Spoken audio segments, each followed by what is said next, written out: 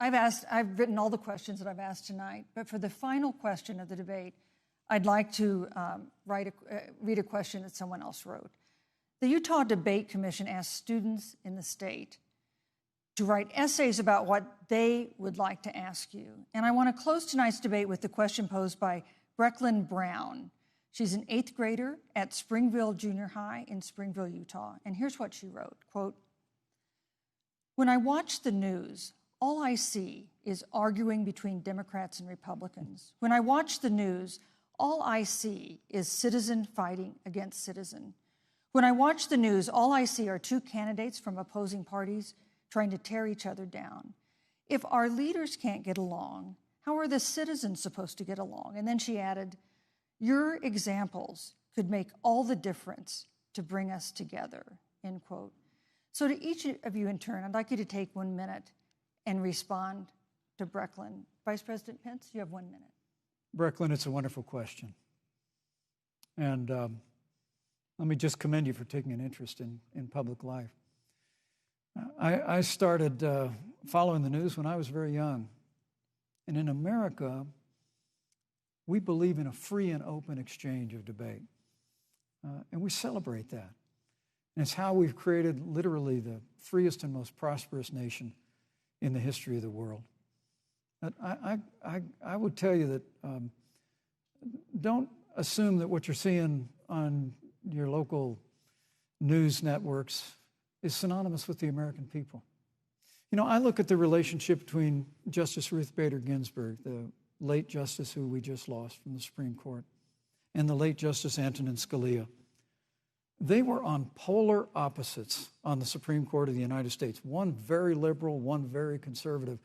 But what's been learned since her passing was the two of them and their families were the very closest of friends. I mean, here in America, we can disagree. We can debate vigorously, as Senator Harris and I have on this stage tonight.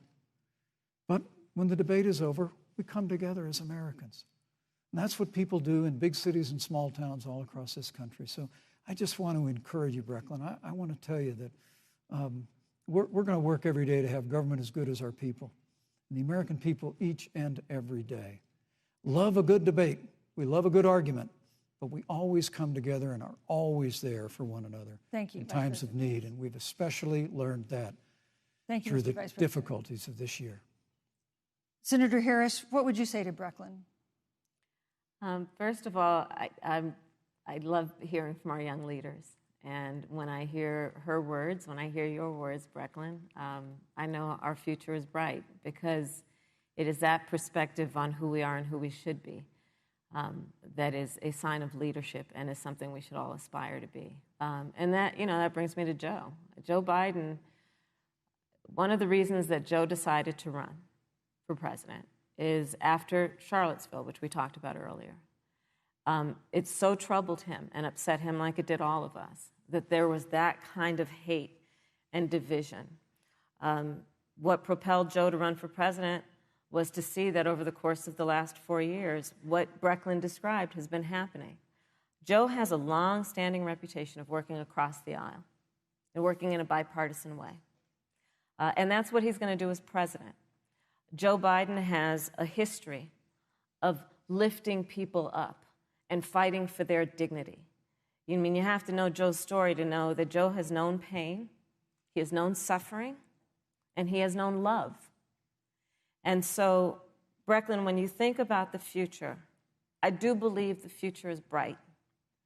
And it will be because of your leadership, and it will be because we fight for each person's voice through their vote, and we get engaged in this election because you have the ability through your work and through, eventually, your vote to determine the future of our country and what its leadership looks like.